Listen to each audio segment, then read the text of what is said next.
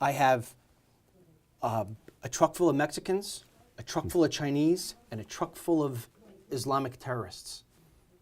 What truck do you not want entering the United States? Chinese. Do you think President Obama believes that there are Chinese coming over the border through Mexico? I don't know.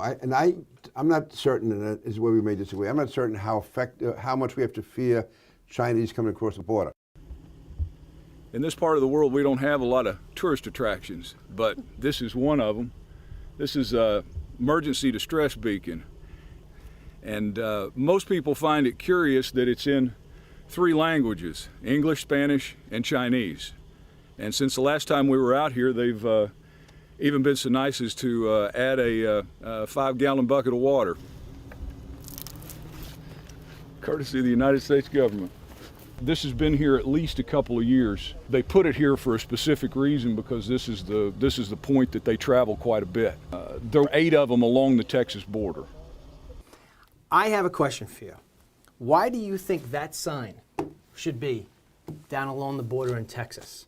Written in English, written in Spanish, and in Chinese. The government made that, Congressman. Our government? Yes. I mean, you've been in Congress for 22 years, right? Right. Okay. Has anybody ever showed you that picture before? No. Nobody's ever. No. Nobody's ever gone to one of your hearings and said, "Look at this picture." No. No. Marketing 101. Make your advertisements to the people who are going to read them.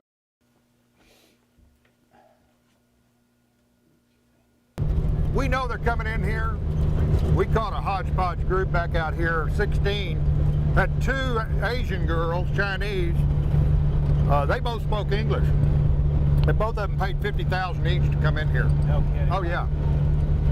Then we had, and in that same group, we had at least 3 or 4 Indians and a couple of Pakistanis. Okay. I think there was 1 Mexican in the group. That was it.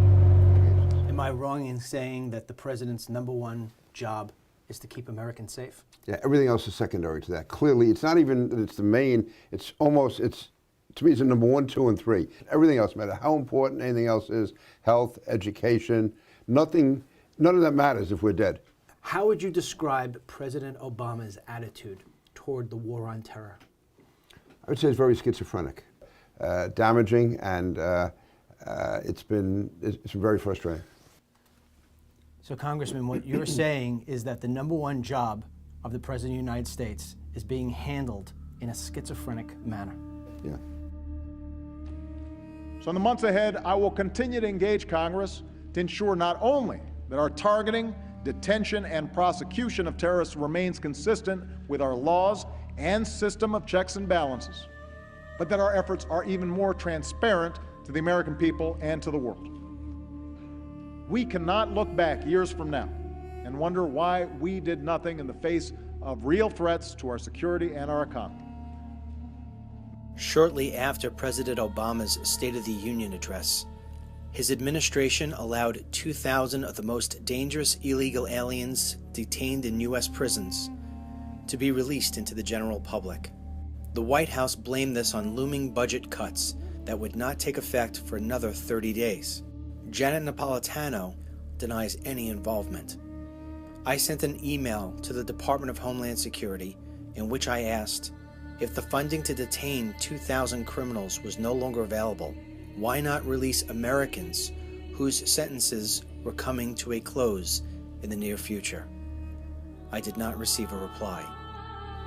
As of April 2013, the whereabouts and names of the released criminals remain classified.